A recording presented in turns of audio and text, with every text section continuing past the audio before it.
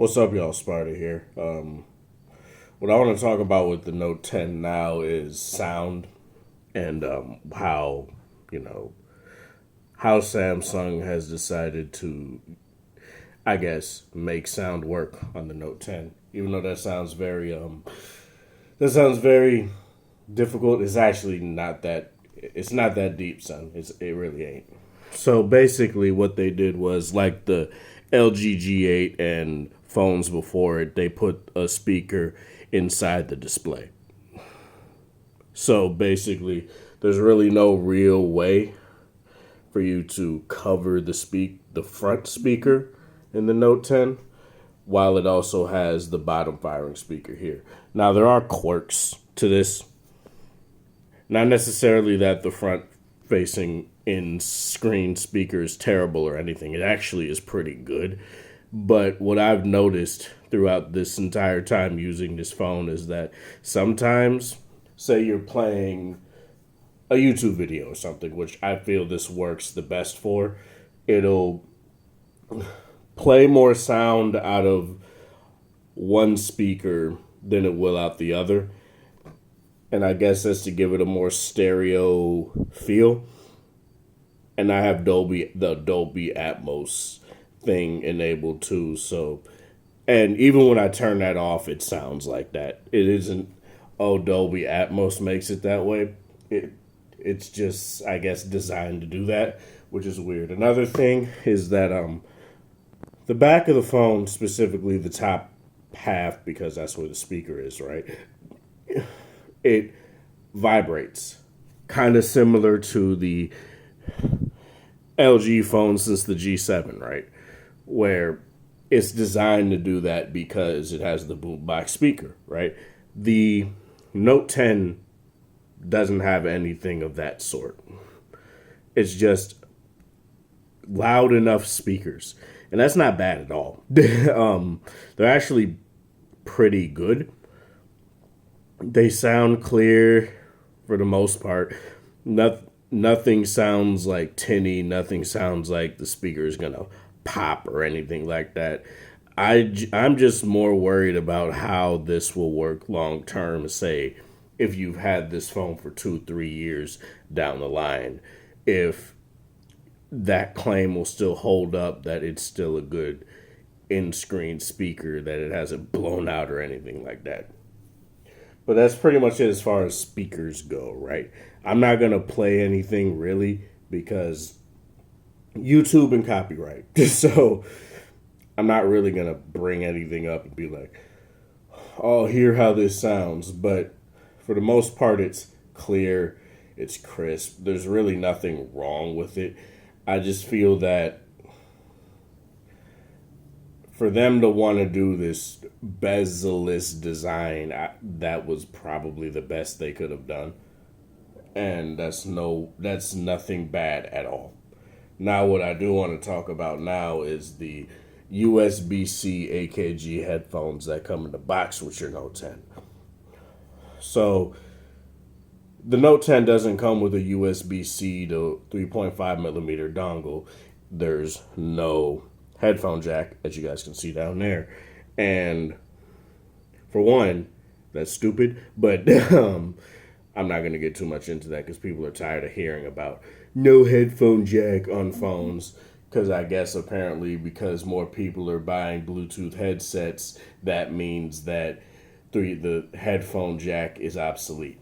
Even though that doesn't make sense because people buy more high quality, say, earbuds like these TRN V80s here, which I've had for like probably 6 to 8 months, and they sound really good.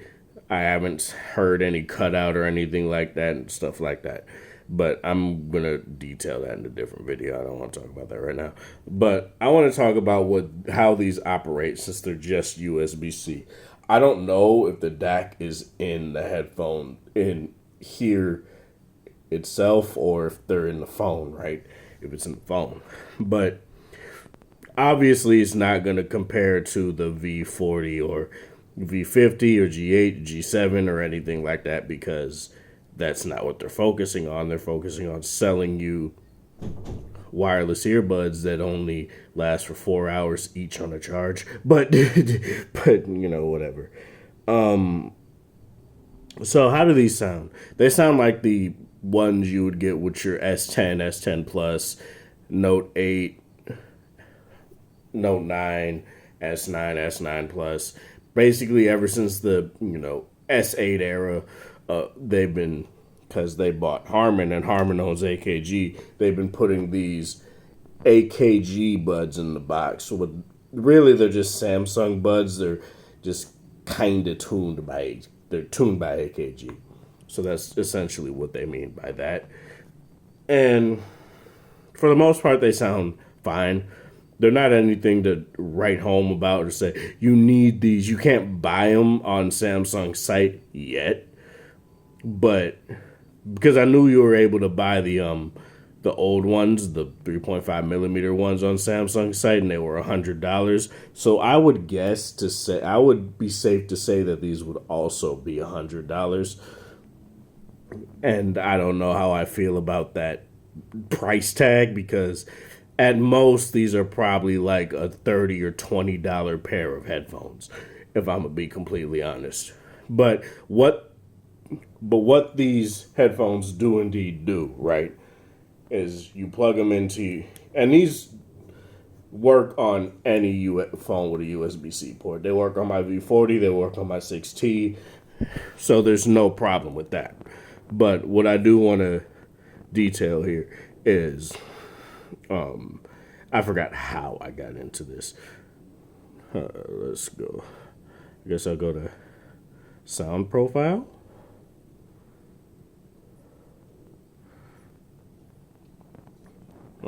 Give me 1 second.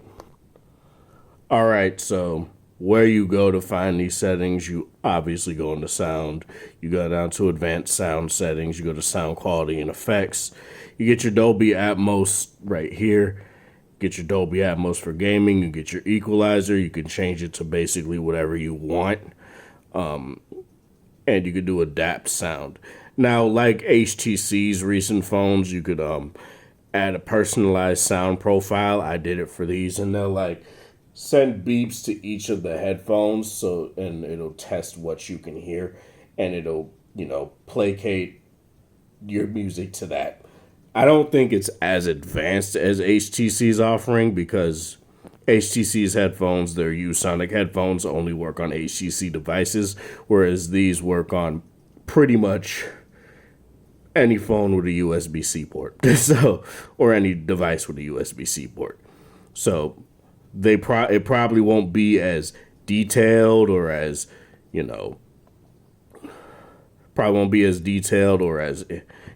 advanced as HTC's offering, but overall it's good enough. I wouldn't say that it's a terrible feature, but if that's all you really did and you gave these pretty okay headphones in the box with your phone, I don't think it was that big of a leap just to take the headphone jack out, put a USB-C, a USB-C connector on the bottom of the head of the earphones, and just decide to be like, yeah, we're just gonna do that.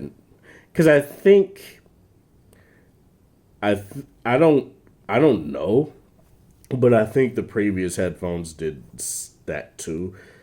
I don't know. Don't quote me on that. But yeah, whatever. So how do these sound on other phones?